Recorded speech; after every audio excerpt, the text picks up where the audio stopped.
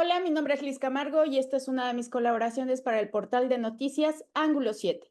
Y el día de hoy continuamos con la entrevista de Tatuaje en Puebla, Historia, Arte y Sociedad. El día de hoy tenemos como invitados al doctor Juan Enrique Hernández Rodríguez, perito en Antropología Social del Instituto Federal de Defensoría Pública y consultor cultural, y al maestro Enrique Glockner Corte, socio director de IGC Asesores. Bienvenidos.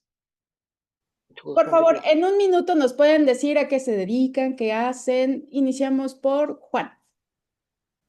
¿Qué tal? Pues soy antropólogo social por parte de la UAP y mi trabajo esencialmente de investigación repercute en las juventudes, en los procesos de participación política y ciudadana, aunque actualmente ahorita soy perito antropólogo en el Instituto Federal de Defensoría Pública, donde realizo dictámenes periciales en torno a feminicidios, portación de armas de uso exclusivo del ejército, delitos contra la salud, entre algunos otros delitos del fuero federal, y también como gestor y asesor cultural para algunas organizaciones civiles que así lo requieran. Excelente, gracias, Juan. Enrique, ¿nos puedes platicar sobre ti? Pues soy también sociólogo de la UAP, de maestría. He dedicado parte de mi existencia a trabajar con ciudades en el ámbito cultural, principalmente analizando algunas políticas culturales y implementando un modelo que se llama Agenda 21 de la Cultura, que es un modelo que busca que la cultura se incorpore en la fórmula del desarrollo sostenible como el cuarto pilar. El desarrollo sostenible históricamente, desde 1987, incorpora lo social, lo ambiental y lo económico como los tres principales pilares, y desde 2004 se busca que la cultura sea el cuarto pilar. Entonces, el incorporar a la Agenda 21 de la cultura en las ciudades como parte de sus estrategias de políticas culturales buscaría que este elemento contribuya de manera directa y transversal a las otras tres elementos. Muchas gracias. Gracias, Enrique. Bueno, A ti, gracias, Liz. una de las cosas que nos une aquí es saber sobre la historia del tatuaje en Puebla, ¿no? Traen mucho bagaje ustedes, una carrera impresionante sobre todos los temas sociales y antropológicos. Entonces, abro esta pregunta.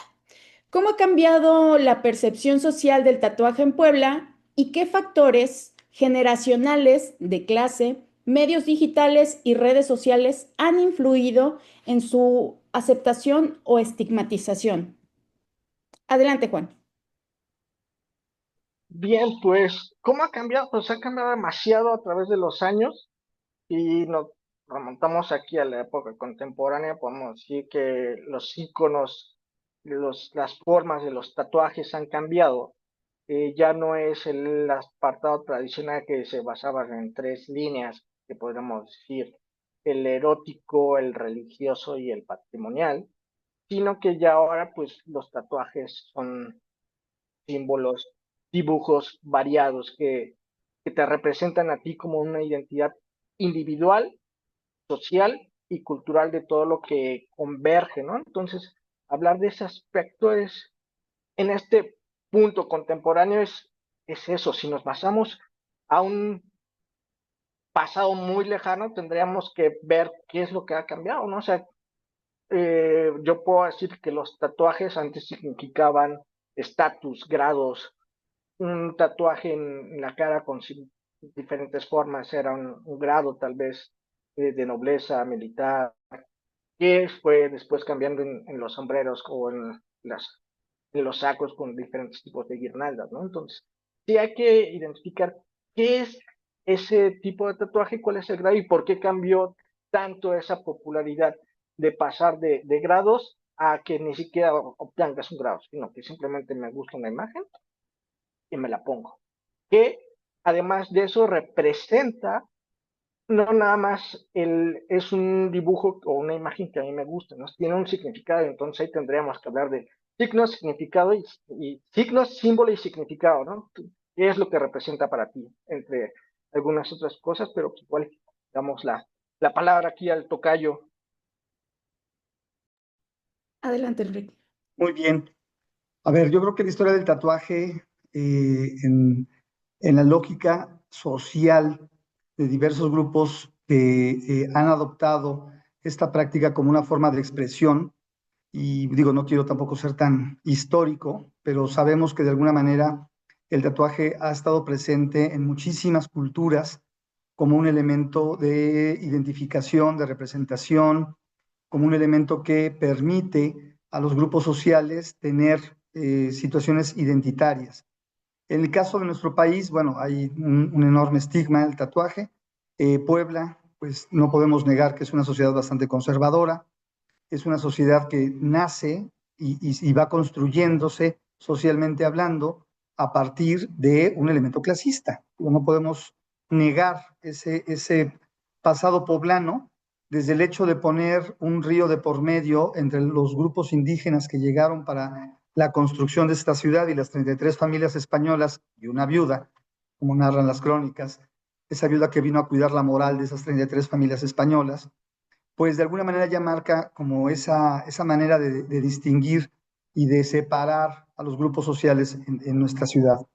Y esa situación que me parece que la seguimos cargando como un fantasma espantoso en las espaldas quienes nacimos y crecimos en esta ciudad, pues de alguna manera se acompaña a prácticas como lo que es el tatuaje y otras que podrían ser consideradas en algún momento como rebeldía o en algún momento como algo asociado a distintos grupos sociales no bien vistos, pero bueno, supongo que lo que en el día de hoy las redes sociales y los medios digitales han de alguna manera disminuido ciertas brechas, pues han permitido que me parece que no sea tan mal visto y que en algún momento hasta haya distintas personas que han adoptado el tatuaje como un elemento de expresión en grupos socioeconómicos que antes tal vez no se veían, o que tal vez sus abuelos hubiera sido imposible que los hubieran portado o lo hubieran visto mal por verlo como con una mirada,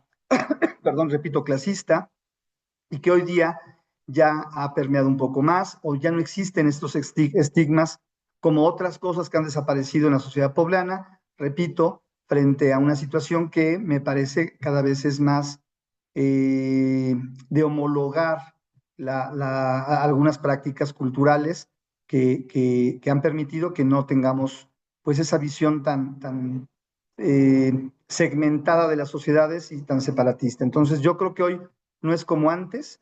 Sigue habiendo personas que yo conozco que dicen qué horror ponerse un tatuaje, ¿no? O sea, sí, sí sigo conociendo en nuestra gran urbe poblana eh, algunas personas de mi generación, por ejemplo, el tatuaje no era una práctica común en los jóvenes, como tampoco usar arete, como otras cosas, y de alguna manera, pues las nuevas generaciones ya tienen otra postura, otra visión de lo mismo, ¿no? Eso sería así como para el saque, arrancar con este asunto. Excelente. Hablando de construcción, ¿qué opinan sobre el papel que juegan los tatuajes en la construcción de identidad individual, colectiva, y qué significados culturales, rituales y comunitarios conservan o transforman en distintos grupos de Puebla? Adelante, Juan. Sí, la construcción que mencionas pues tiene que ver desde el punto individual y social que hay. No puedo identificarme de una manera individual si no tengo un respaldo, ¿no? Digamos, mi barrio me respalda, ¿no? Entonces, ¿cómo vas a estar optando por todo ese tipo de la representatividad? ¿A quién voy a representar individualmente si no hay alguien atrás de mí, ¿no? O sea, si hablamos de un flujo, de decir yo pertenezco a la colonia X, digamos, y estamos hablando un poco tradicionalistas en el centro de la ciudad de Puebla, lo que vendría siendo la zona de los Pitufos, Analco, San José, pues ponerme algo que represente a cada una de esas colonias, ¿no? Pues yo vengo de la 18 Poniente, digamos, los Pitufos, ¿no? Amigo del famosísimo Araña, es un ejemplo. Yo pertenezco del lado de Analco, hablando de las personas que vienen de la generación de 1970, 1980. Actualmente, ¿cómo me identifico individualmente a través de la construcción de un tatuaje? pues es arrastrar el bagaje cultural, social, familiar, de qué es este punto que me representa individualmente dentro de mi casa, dentro de mi barrio, dentro de la ciudad, incluso fuera del país. Y es lo que vemos que en los flujos migratorios, ¿no? Así de, yo como digo que soy mexicano, me pongo una piedra del sol, me pongo el águila real, que es el escudo representativo de la bandera mexicana, me pongo incluso hasta el escudo de fútbol de mi equipo favorito, ¿no? Llámese las Chivas, el Atlas de Guadalajara. Pero ¿por qué me lo pongo? O sea, es parte de una identidad individual que me representa a otro lado, ¿no? Yo puedo ponerme el rostro de mi abuela, que me identifica dentro de mi familia de manera individual y también expongo, yo pertenezco a tal persona, ¿no? A tal familia. Sobre las construcciones de otro tipo de imágenes, pues es también lo que pondríamos venir haciendo como la clica y también retomando lo que mencionaba aquí el tocayo acerca de cómo era visto la persona tatuada, ¿no? Como un delincuente. Entonces, es decir, la persona tatuada te pone un tatuaje, ya sea en la prisión, pero porque representa algo, ¿no? Una calavera con un cuchillo, una mujer desnuda, una oración religiosa, viene también de una construcción, a lo mejor está pagando una pena tanto espiritual como legal y pues, se pone ahí la pesadumbre, ¿no? O que mató a alguien, ¿no? Incluso hablando acerca de un tatuaje que fue un poco iconoclasta, que eran los 3 puntos en la parte del pulgar, ¿no?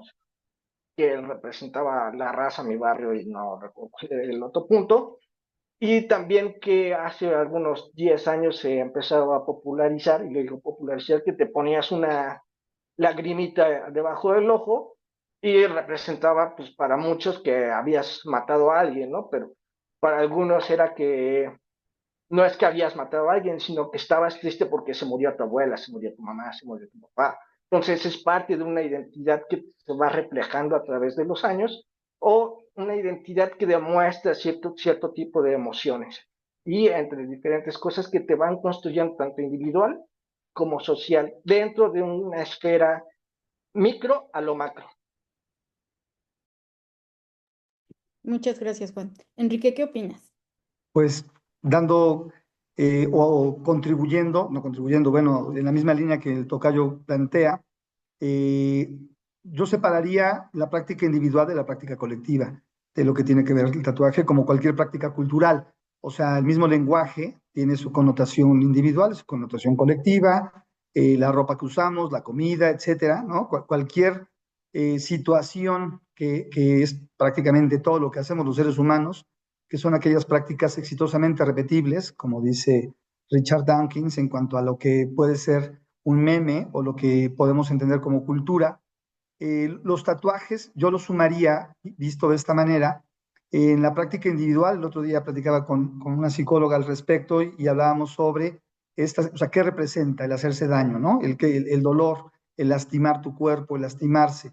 Yo cuestiono, bueno, también hacerse hoyitos para los aretes, ¿no? O sea, como que hay toda una serie de teorías al respecto sobre que este tipo de prácticas pueden llegar a ser hasta mutilaciones, que me parece un poco exagerado el término o la vista psicológica de este punto, pero que de alguna manera sí dan esa pista para algunas personas de que generar este tipo de prácticas, cualquiera que sea, el piercing, los aretes, repito, y algunas otras, que hay algunas que son hasta más agresivas con el propio cuerpo, que lo modifican, pero pues podríamos ir también al Botox, ¿no? Hoy día, si a esas vamos, hoy día hay otras prácticas que se están llevando a cabo y que están de moda, hasta en personas jóvenes, que desde muy temprana edad empiezan pues a introducir en su cuerpo ciertos agentes externos con tal de no sentirse grandes o de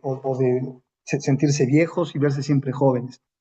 Entonces, en la práctica individual del tatuaje yo creo que representa, yo lo vería así, como un tributo a algo, como un tributo silencioso a poder tener en tu cuerpo de manera permanente un, pues algo que represente y significa para ti, ¿no? Como un poco decía Juan, hay personas que se tatúan pues hasta la foto de los hijos o los nombres de alguna persona, alguna obra de algún artista, etcétera, etcétera. O sea, lo llevan más allá, pero siempre como una especie de tributo a eso que pueden considerar algo importante o interesante. Eso lo ve una práctica individual.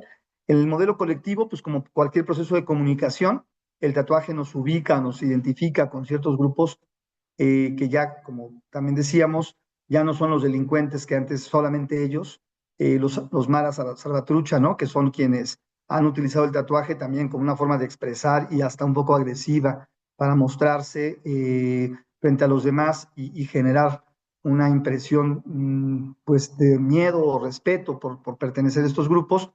Yo no, en lo particular, desconozco y me declaro en ese sentido neófito del asunto.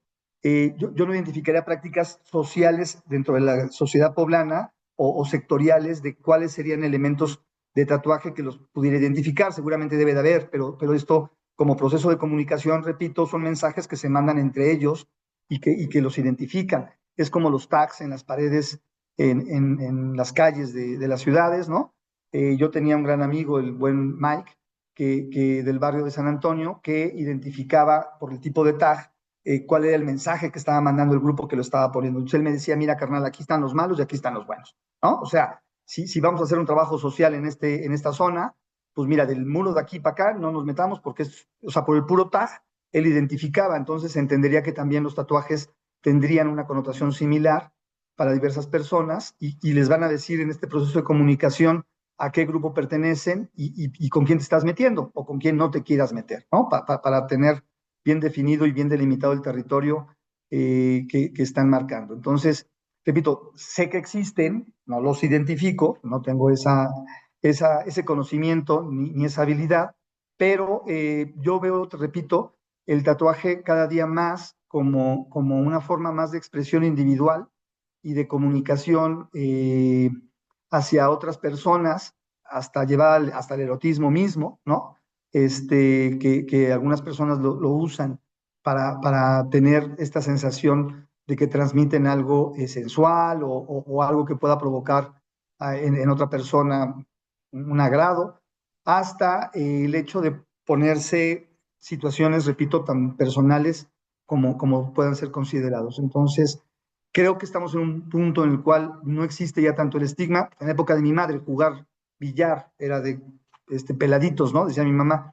Pues es que íbamos al lugar donde jugaban billar y había puro peladito. Entonces, imagínense el tatuaje, cómo ha evolucionado en el buen sentido de la palabra en cuanto a que socialmente ya no tenemos tantos estos estigmas. Debe de seguir habiendo. Yo alguna vez con un amigo platicaba sobre el tema y me sorprendía una persona de mi edad que hablaba el tatuaje como si fuera algo demoníaco, ¿no? O sea, así tremendo. Y me sorprendía que alguien en el siglo XXI, de una edad no tan grande, no quiero develar mi propiedad, pero le pueda parecer algo casi demoníaco, algo que para mí es una práctica que hay que respetar y que hay que, en algunos casos, hasta admirar, pero criticar no me parece que sea la postura que deba de tomar cualquier persona sobre el derecho que tiene cualquiera de hacer con su cuerpo lo que se le hinche la gana. Claro, sí, sí. Recordando un poco todo lo que han platicado, sí, lo que yo he investigado se llaman modificaciones corporales cuando te haces un tatuaje y si es entre más amplio, es modificación corporal, sí o sí. Que te expandas los oídos con aretes o con aros, también es modificación corporal, definido también por dermatólogos y médicos. Esto se llama una microcirugía en realidad porque te raspan la piel y hay que cuidarlo como una herida, porque es una herida en la dermis. Bueno, y sobre el tema de delincuentes, pues dependiendo de los grupos sociales, ¿no? Porque si hay grupos sociales que por supuesto ocupan ciertas cosas o tatuajes o señales que los van definiendo para un grupo social. Pero bueno, la entrevista es para ustedes. A ver si me entienden lo que quiero retomar con esto. Es sobre esta línea generacional. Yo sé que ya lo abordaron, pero Detallemos sobre los patrones psicológicos de lo que ya más o menos hablamos, ya que se acercaron a psicólogos y indagaron un poco, pero me interesa su análisis desde lo antropológico y lo sociológico. Siglo XXI y siglo XX. ¿Qué pasa con las personas? Porque en el siglo XX había menos tatuados y ahorita en el siglo XXI hay más tatuados. ¿Tendrá que ver con un tema neurodivergente, moda o qué opinas, Juan? Bueno, yo creo que es más que nada una moda que te identifica, o sea, siempre va a ser algo que te gusta y te vas a identificar, ¿no? En el aspecto psicosocial, pues ya va más a fondo. Pero lo que te estaba comentando hace rato, a finales del decimonónico, y eso sí, a finales del decimonónico, Francisco Martínez Vaca, pues saca un escrito que se llama, y hasta el nombre es muy sugerente, Los tatuajes, estudio psicológico y médico legal en delincuentes y militares en Puebla en 1899. El trabajo lo hace con, valga la redundancia, delincuentes de la cárcel de la ciudad de Puebla y también en Matamoros.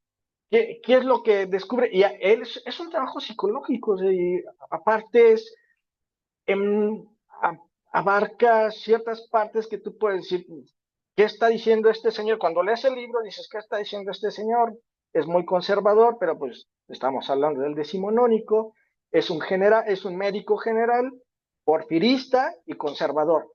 Entonces, lo que va detallando es, pues todas las personas que tienen un tatuaje son delincuentes. ¿Por qué? Porque los que estaba investigando estaban en la cárcel de la ciudad de Puebla y dentro de esos tatuajes que tenían, pues es lo que mencioné hace un rato, ¿no?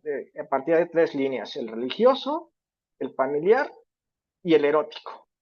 Y también pues tiene que ver cómo estos propios delincuentes pues decían, pues el religioso pues tiene que ver con una cruz, una corona de espinas, un Cristo, lo que sea un familiar, pues igual el nombre de la esposa, de la novia, los hijos.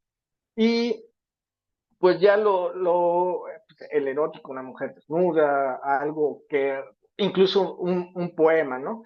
Y pues el criminal, pues hace alusión, Francisco Martínez Vaca, pues a que les pregunta a algunos presos que tenía recuerdo la imagen de una calavera con un cuchillo y pues él había asesinado a alguien, entonces era parte de decir, pues yo maté a alguien, ¿no? Eso pues estamos hablando ya del decimonónico, casi del siglo XX, donde se va dando este cambio, ¿no?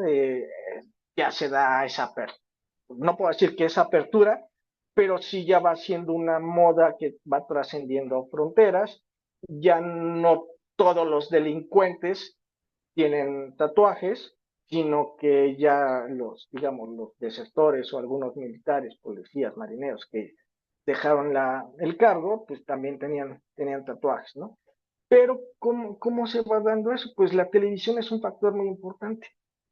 ¿Por qué? Pues quieres volverte la persona rebelde ante tus papás, ante la sociedad, y pues te ponías un tatuaje, aunque dijera I love mom con un corazón, pero era parte de una rebeldía, ¿no? Hacerte el rebelde sin causa, ponerte, no sé, algunas pistolas para decir que eras valiente, y lo que decía Enrique, ¿no? O sea, pues el hacerte un tatuaje significa dolor, y pues tú, ¿quién más que tú para decir si duele o no duele un tatuaje? Que a veces ya es más por gusto que por dolor, o ambas cosas. Pero sí, ya adentrándonos a 1940, 60, 70, igual con el boom de la televisión, la migración hacia Estados Unidos, se empiezan a dar otro cambio de tatuajes, ¿no? Que viene siendo la representatividad mexicana versus lo que me llama la atención del tatuaje en Estados Unidos y regreso a México, a Puebla y muestro los tatuajes. Entonces, yo como persona receptora de la persona migrante, pues veo los tatuajes y digo, ah, pues yo me quiero tatuar, ¿no? Tal vez no hay el mismo tatuaje, no la misma calidad, pero es ahí donde se empieza a divulgar o a pasar de voz en voz o de piel a piel los tatuajes, ¿no? Así de, pues, mi hermano tiene un tatuaje, mi primo un tatuaje, pues yo me voy a tatuar, ¿no? Es parte de ese mecanismo de representatividad individual y colectiva. También, pues, se va dando esa apertura que siempre ha sido estigmatizado, ya lo dijo Enrique, estigmatizado, siempre han sido delincuentes o lo caracterizas como delincuentes. ¿Por qué? Porque antes los delincuentes eran los únicos que tenían tatuajes. Ahora, ya de 1970 para acá o 1980 que ya se empieza a popularizar más el tatuaje, los que más tatuajes tenían pues eran los rockeros, ¿no? Llámese Estados Unidos, México o Europa, pues eran los que tenían tatuajes. Entonces, ¿qué quieres hacer? Pues verme como la estrella de rock, ponerme un tatuaje, nuevamente demostrar que soy muy fuerte, muy valiente.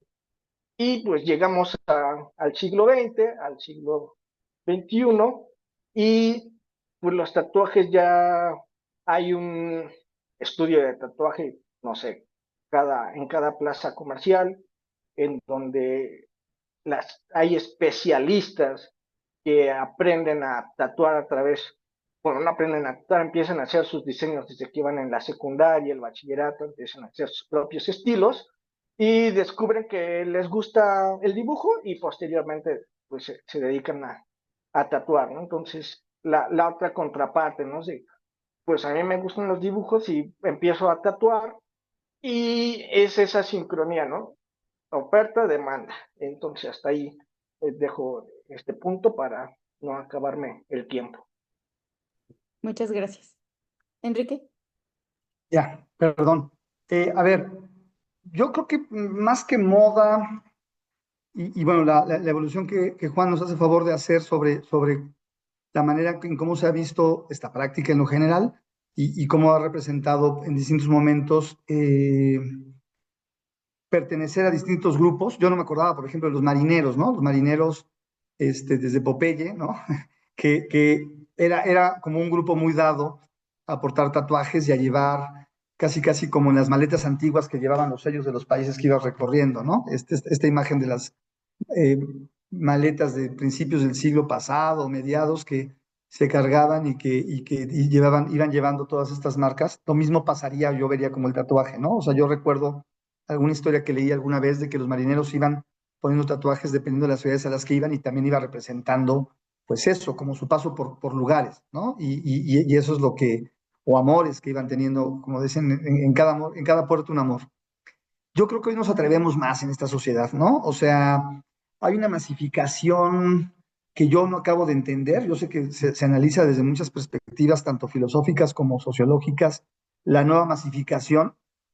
Antes hablábamos de la sociedad de masas y bueno, Marcuse y otros autores analizaron, pues eso, los medios de comunicación masiva, como se conocían, ¿no? Empezando por la radio, la televisión, y distintas formas de llegar a un público amplio con pocos, o sea, sin tantos recursos y buscar a cada quien, sino pum, lanzo un mensaje y llega a muchas personas vía la televisión o vía el radio.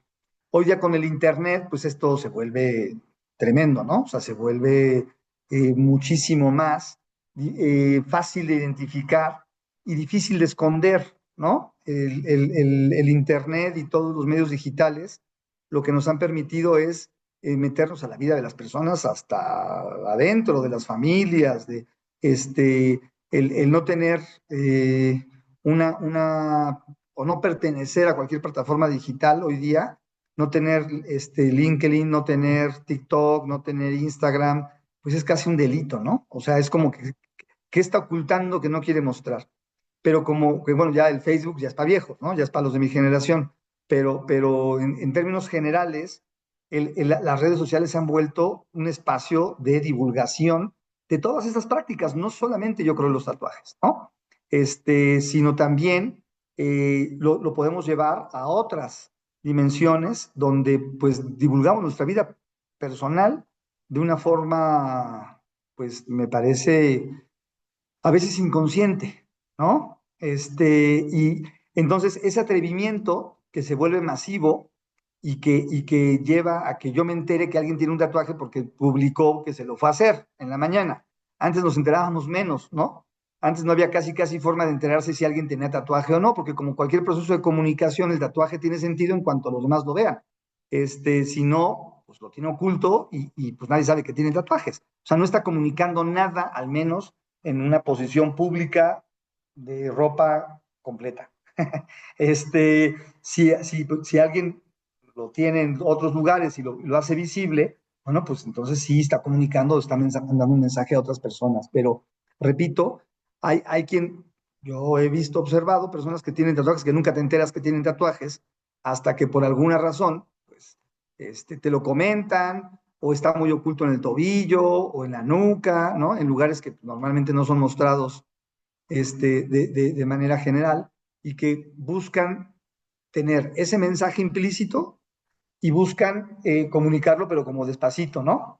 Como no tan abiertamente, pero insisto, si lo pones en redes sociales, pues aunque no sea visible, lo estás comunicando, ¿no? Entonces, hay esta masificación de la información y este atrevimiento a prácticamente ponerlo todo o exponernos todos, tanto en las redes sociales como en esta cotidianidad que pues, podría o debería en muchos casos pasar desapercibida para todos, pero se vuelve colectiva y al volverse colectiva pues, se vuelve motivo de crítica o de opinión de los demás, ¿no? Excelente, sí, concuerdo. Y bueno, las personas que tenemos tatuajes aún sufrimos mucha discriminación. Aún. Así te ven feo las señoras. Ay, soy una señora, pero las señoras. Otras más señoras asustan. A algunas personas los tatuajes les asustan, Así. porque lo desconocido siempre asusta. Ahora, una pregunta absurda. Yo sé que puede ser incluso redundante, pero ¿ustedes qué saben sobre, desde lo antropológico y sociológico, cómo se fue construyendo, por qué se construyó este estigma o esta manera de llamarle delincuentes a las personas que tenían un tatuaje? Adelante, Enrique. Sí, pues esta parte del por qué se demuestra que, bueno, se pensaba que era delincuencial, pues tiene que ver desde el virreinato, ¿no? ¿Por qué? Porque los antiguos prehispánicos estaban tatuados y parte de ese tatuaje tendría que ver con la idiosincrasia, el culto religioso que tenían. Y en la época pues, novohispana, pues eso estaba en contra del dogma. En primera, porque representabas tal vez los significados de los antiguos dioses, por decirlo así, y segunda, porque en la Biblia o los textos sagrados se menciona que no puedes lastimarte el cuerpo. Entonces, ahí son dos cosas que atentan contra las buenas costumbres de la sociedad novohispana. Y pues si tú tenías tatuajes o pertenecías a la santería, eres parte de la brujería, entonces esa fue una de las características primarias de las cuales no hay datos de tatuajes en esa época, ¿no? Y si los había, pues eran los delincuentes, los que se dedicaban a la brujería, hechicería o pertenecían todavía al culto prehispánico. ¿Cómo se va dando todo eso?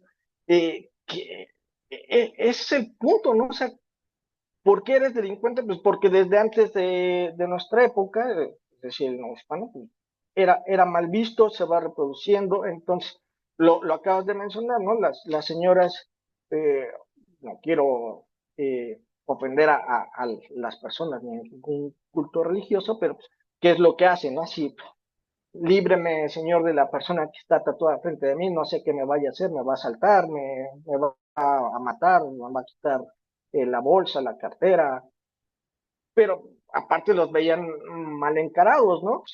Y pues ya hablando del siglo XX, pues la mayoría de las personas adultas que tenían un tatuaje, y aquí también vale, no es que se valga estigmatizar, pues venían saliendo de la cárcel. Entonces, pues tenía un doble sentido. Las personas con tatuajes son delincuentes. ¿Y de dónde vienen saliendo esas personas con tatuajes? Pues de la cárcel. Y además, el tatuaje era de muy mala calidad, a una sola tinta, por alguien que dijo, pues yo te pongo el tatuaje o la imagen que tú quieres. Entonces era una imagen horrible, aunque fuese una cruz que es esto y esto, pues, le salía toda chueca, entonces pues también en lugar de mostrar arte, pues demostraba otra cosa, ¿no? incluso en el mismo texto de Martínez Vaca menciona que los franceses manejaban un estilo de arte del tatuaje a comparación de los tatuajes, que ni siquiera lo mencionaban como tatuajes, sino como líneas rudimentarias de personas ignorantes en todo el vasto territorio mexicano que decían ser tatuadores. Entonces, sí era una gran diferencia entre el arte del tatuaje europeo y las líneas de expresión pintadas en México, ¿no? Por decirlo así, y haciendo la gran separación, ¿no? Arte del tatuaje era en Europa y en México pues era algo totalmente extraño, rudo, vulgar y delincuencial. Entonces es parte de lo que se va arrastrando y que pues afortunadamente para muchos, no para todos, pues ya esa libertad de expresar tu cuerpo con líneas y colores, pues es un manto y tapiz para tu propio cuerpo, conforme lo vea cada persona. Muy bien, estoy Eh, haciendo apuntes. Adelante, sí, Enrique. yo creo que el tatuaje existe en todas las sociedades de toda la historia de toda la humanidad. O sea, no hay, o sea, pensando, por ejemplo, un poco los europeos tienen su historial del tatuaje. Asia ni se diga. O sea, tiene una gran tradición en Medio Oriente, también África. O sea, en todos los diversos grupos sociales, en diversos momentos de la historia, se ha generado distintas formas de expresar, ¿no? Mediante el modificación, alteración, incursión del cuerpo, ¿no? Ciertas cosas. Los africanos que se estiran el cuello, en Mesoamérica, los mayas que se aplanaban el cráneo. O sea, existen muchas formas.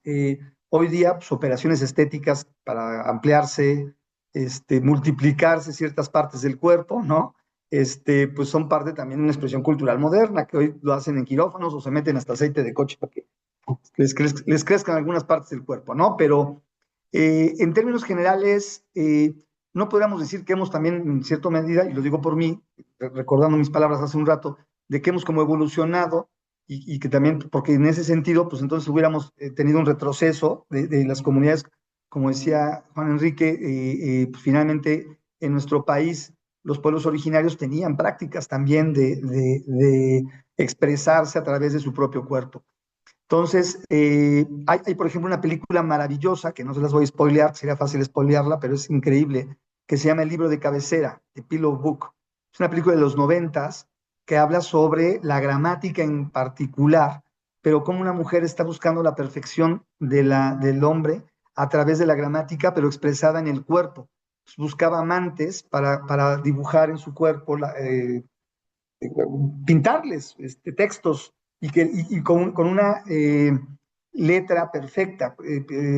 Su papá había sido escribano y le había enseñado que la gente perfecta es la que sabe, la que tiene bonita letra, ¿no? Entonces, ella busca a través de estos elementos, pues, plasmar la belleza y la estética. Es una película muy fuerte, pero muy buena, y busca al amante perfecto a través de su escritura.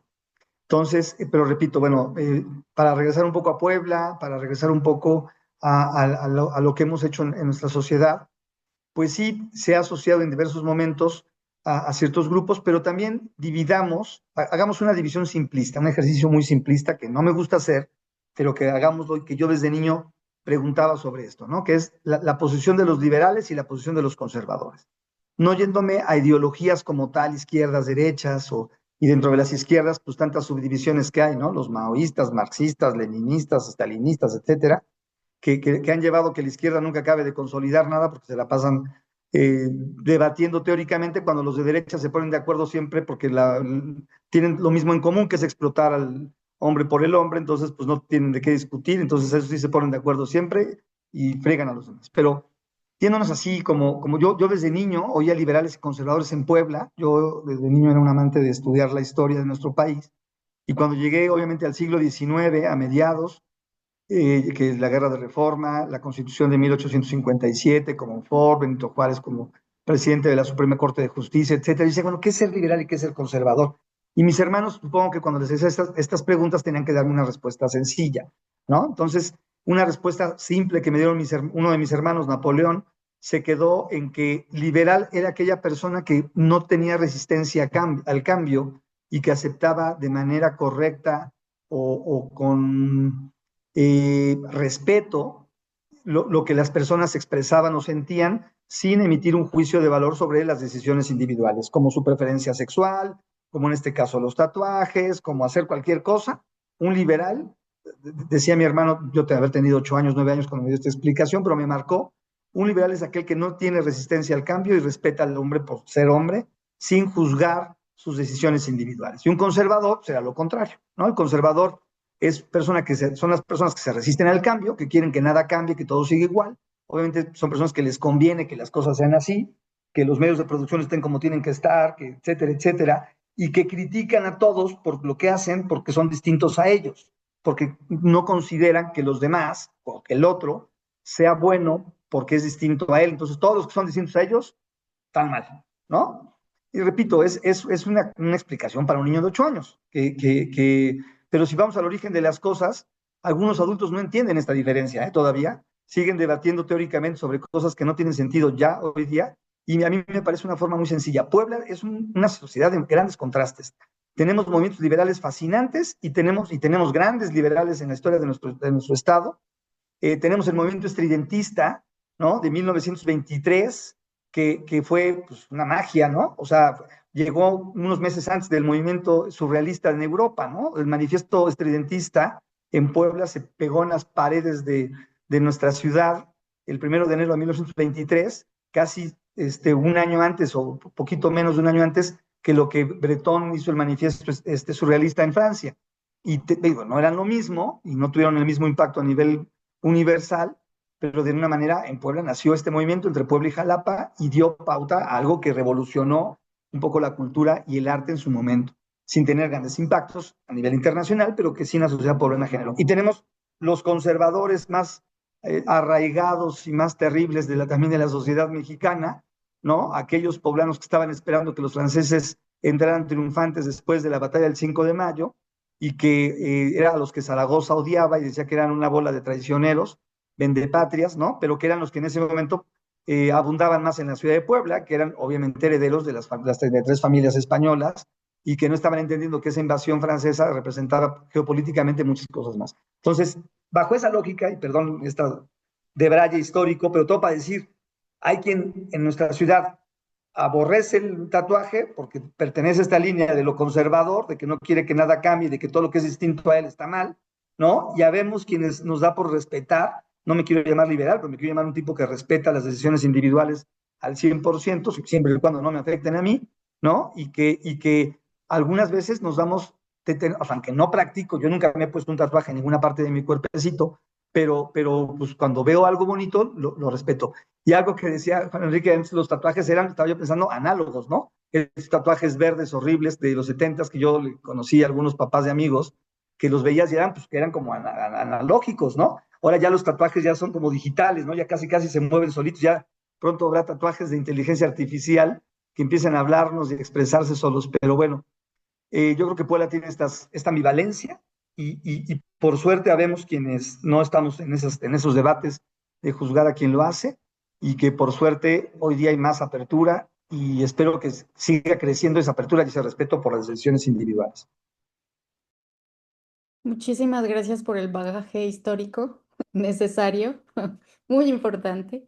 Y bueno, ya casi acabamos, esta es la última intervención o pregunta, pero quiero anexar algo respecto al respeto de las personas tatuadas. Al final, la ley nos protege, nos protege, no podemos ser discriminados, ninguna persona, religión, sexo, ideologías, tatuados, no tatuados. Bueno, ¿cómo miran el futuro ustedes ahora que pues tenemos redes sociales, tenemos mayor alcance con otros estudios, unos son reales, otros no son reales, pero se dice por ahí y comunicándome con una psicóloga, que las personas neurodivergentes nos tatuamos más por arrebato y sí, por un tema simbólico. Pero ¿cómo miran ustedes a las juventudes con toda esta comunicación de redes sociales, digitalización? Las juventudes, ¿creen ustedes que van a tener más tatuajes o van a construir máquinas para borrarse los tatuajes? ¿Qué opinas, Juan? Pues una pregunta un poco caprichosa y entendiendo a las nuevas generaciones, ¿no? O sea, pues casi, bueno, no sé qué porcentaje de personas estén tatuadas, hablando actualmente, llámense jóvenes, personas adultas mayores. No creo, no sé si haya una estadística de personas tatuadas, porque creo que hasta eso sería discriminativo que te pregunten tienes tatuaje o no, y voy a hacer una estadística, pero el tatuaje a futuro, pues el tatuaje a futuro, pues ya lo estamos viendo, es político, diría Foucault, es para demostrar el poder, ejercerlo, eh, pertenencias, marginalidades, eh, y estamos hablando de, no recuerdo bien la secta, tal vez ustedes dos me puedan recordar el nombre de la secta Golden, quién sabe qué, donde estaba creo que Ludvika Paleta, algunos Salinas, que pertenecía a los Nazón, que tenían un tatuaje de oro en la espalda, ¿no? O sea, esos significados de poder de una secta o de un grupo en específico, o sea, estamos hablando ya de algunas cosas, poder, política. Ahora, respecto a los temas de los jóvenes, la neurodivergencia, tatuajes a futuro, si no borrarlos, pues ya lo hemos platicado anteriormente o incluso hace unos minutos, pues los tatuajes en los jóvenes a veces es símbolo de rebeldía. No conozco muy bien el tema de los neurodivergentes, pero si al momento de no sentirse representados, entendidos, es ahí donde entra el tatuaje, ¿no? O sea, y Nateras lo menciona a través de la representatividad de un grupo y también de la manera individual, ¿no? Así de, me lo pongo porque quiero y lo necesito. Y ese lo quiero es para representar qué es lo que quiero. A lo mejor yo no me sé expresar y el dibujo que tengo me dice qué es lo que quiero, qué es lo que represento, mis sentimientos. A lo mejor esa parte de la neurodivergencia es, no me expreso con voces, pero el dibujo que tengo plasmado en mi cuerpo representa todo lo que yo quiero. Entonces, volviendo a la selva de los símbolos de Víctor Turner, pues, y también de Levi-Strauss, donde mencionan acerca del símbolo, el signo y el significado, ¿no? El símbolo, pues, es la imagen, el significado lo que da, bueno, el símbolo lo que da y el significado, pues el significado es individual, tú, lo que tú quieres demostrarle, eh, no sé, un atrapasueños, un gato, un rosario, digamos, aquí podemos irnos al ejemplo de un rosario que tiene 10 cuentas por episodio, que al total son, me parece que son 100 cuentas y termina con una cruz, pues uno puede decir, pues es un significado religioso, pero para alguien que se tatuó un rosario, puede decir, pues es que mi tía se llamaba Rosario, era muy religiosa y es la parte de demostrar mi afecto por ella, ¿no? Eh, ¿Qué más? Esa parte de la rebeldía, y no tanto política a nivel de lo político, sino esa política de poder, de expresar. Ahora, ya para finalizar, los tatuajes a futuro se borran, ya no me pongo, pues creo que hay muchas personas, igual no tenemos estadística, que se tatúan, aunque sea un puntito, ¿no? Entonces, creo que para muchos jóvenes, ya digamos, nosotros que vamos de salida, pues ya no contamos tanto, pero para algunos jóvenes podrían decir, pues, creo que ya es la contraparte de la resistencia, el no tener un tatuaje, ¿no? O sea, ya todos tienen tatuaje, pues ahora en mi rebeldía no me voy a poner un tatuaje. No, no sé, igual cabello largo, no tener cabello, raparse, que es parte de la otra rebeldía, ¿no? O sea, tú tienes un tatuaje, pues yo no me voy a tatuar. ¿Y qué? No, pero es que no eres de nosotros, pues me vale, no me voy a tatuar. Entonces, esa podría ser la otra parte. Y lo otro que mencionas, borrarse los tatuajes, pues creo que hay muchos que ya se han arrepentido de sus tatuajes, no sé, no les gustaron o se lo encimaron y se borraron, no sé, una imagen, el nombre de la expareja y lo cortó y dice, pues mejor en lugar, si tenía una rosa ahí tatuada que significaba el nombre de mi novia, pues ahora me pongo un perro bulldog ahí en los pétalos, ¿no? La forma, digamos, más económica de borrarte un tatuaje es que te lo llenes de una plasta negra o otra imagen. Y pues ya con mucho más dinero, pues te borras el tatuaje a base de láser, ¿no? Pues tendría que ver más que nada con los aspectos de estética y, aunque me escuche un poco purista, de la limpieza de tu propio cuerpo, no tener imágenes y venir así como, terminar tu vida así como veniste al mundo, ¿no? O sea, es parte de la idea de lo que he escuchado a algunos jóvenes. Una de mis sobrinas dijo, pues es que ahorita es un privilegio o un lujo que tú no te tengas un tatuaje, ¿no? O sea, tu cuerpo es un templo, citando a Homero Simpson. Si alguien lo dijo, pues yo nada más me quedo con esa referencia. Sería hasta aquí mi participación. Muchas gracias. Enrique, adelante. Pues yo pensaría que muchas de estas, por llamarlas así, prácticas se van normalizando y si en un sentido evolutivo, que tampoco me gusta pensar así las cosas, porque yo creo que las cosas son así, la evolución no es una cosa, una línea recta que va hacia arriba.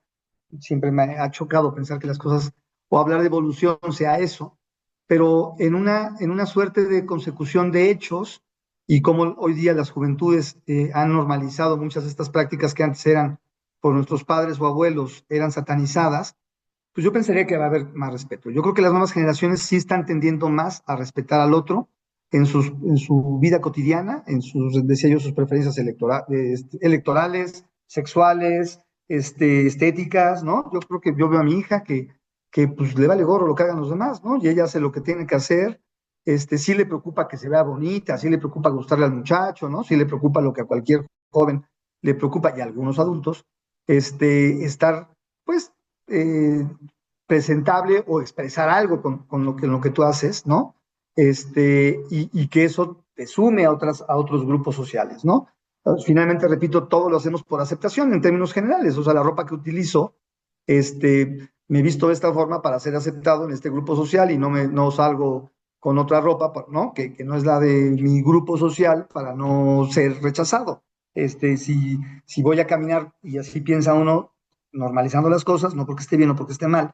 Si voy a salir a caminar a las calles de Puebla, de mi ciudad, no me voy a poner calzón de manta, que usan los indígenas de la Sierra Norte, y no porque esté bien o esté mal, sino porque buscas pertenecer con esa expresión cotidiana, decir, pues este es de citadino, de Puebla, ¿no? O sea, te identifican luego, luego.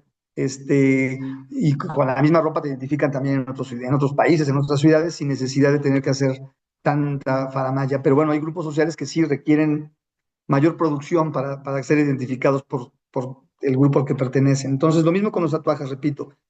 Yo creo que cada vez va a haber más aceptación.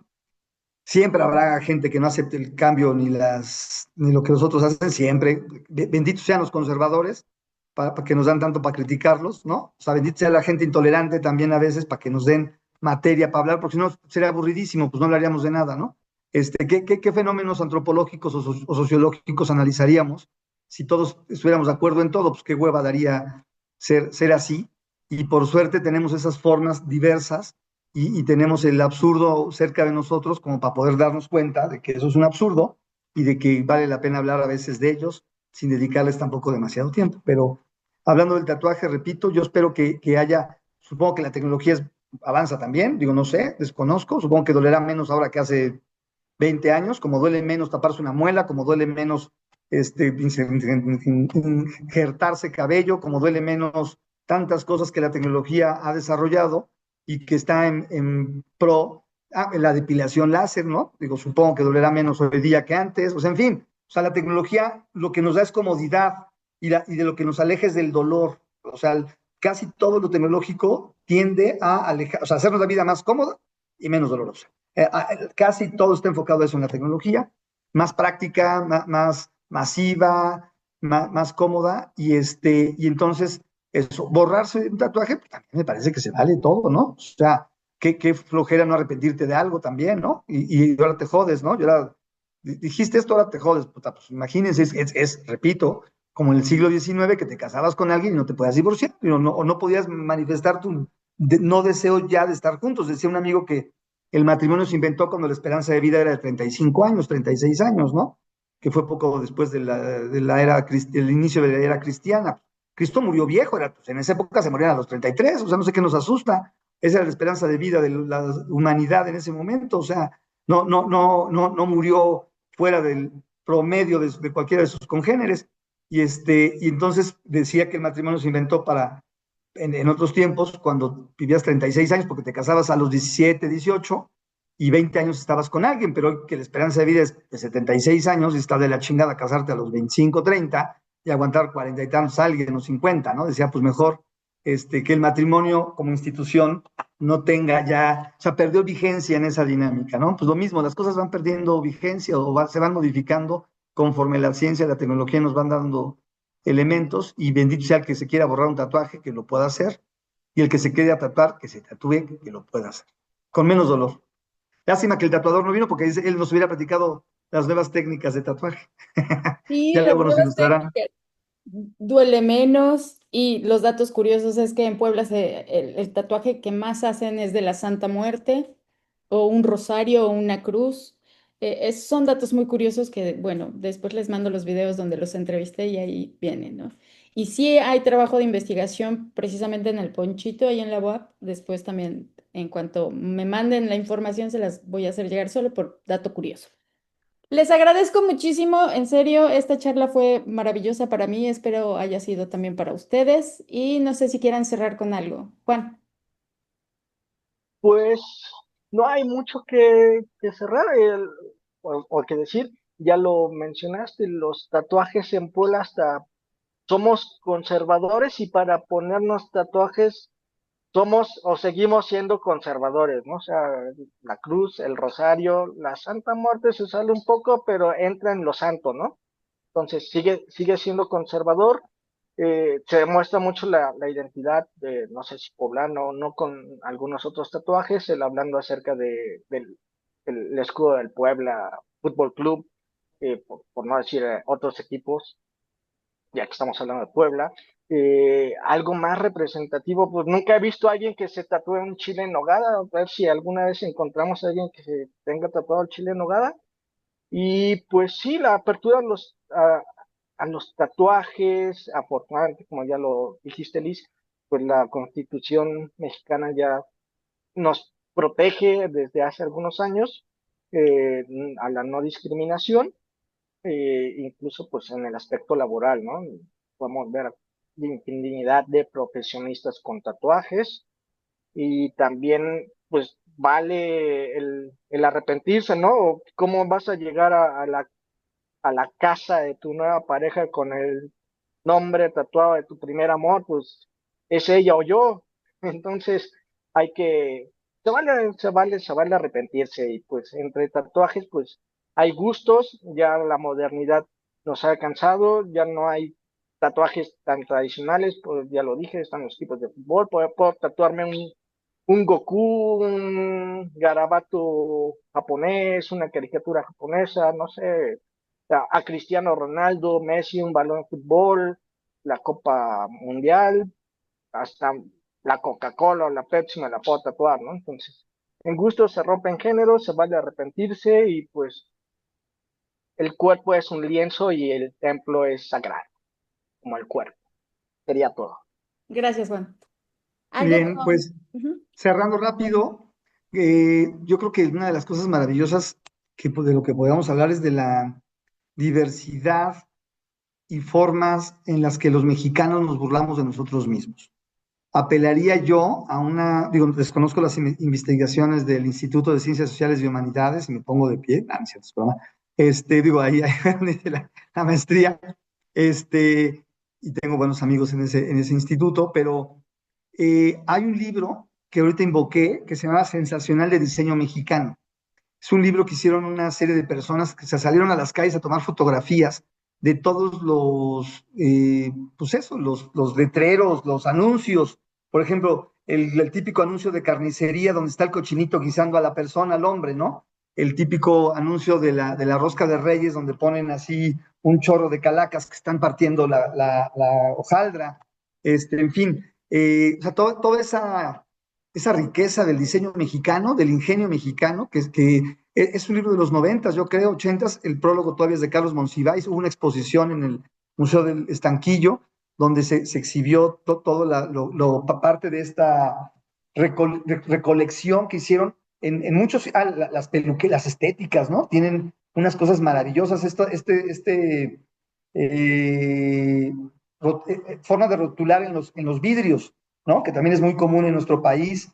Entonces, imagínense un sensacional de diseño mexicano de los tatuajes. Las cosas, seguro debe haber chiles en nogada, ¿eh? Estoy casi, es más, creo que hasta, no, digo, no sé si te metiste a mi cerebro me llevaste a un lugar que no tengo como recuerdo, pero que lo debo de tener como deseo, de verle a alguien un chile en nogada ahí puesto. Debe de haber alguien que lo tenga. O el mole poblano con su ajonjolí, no sé, debe de haber cosas maravillosas.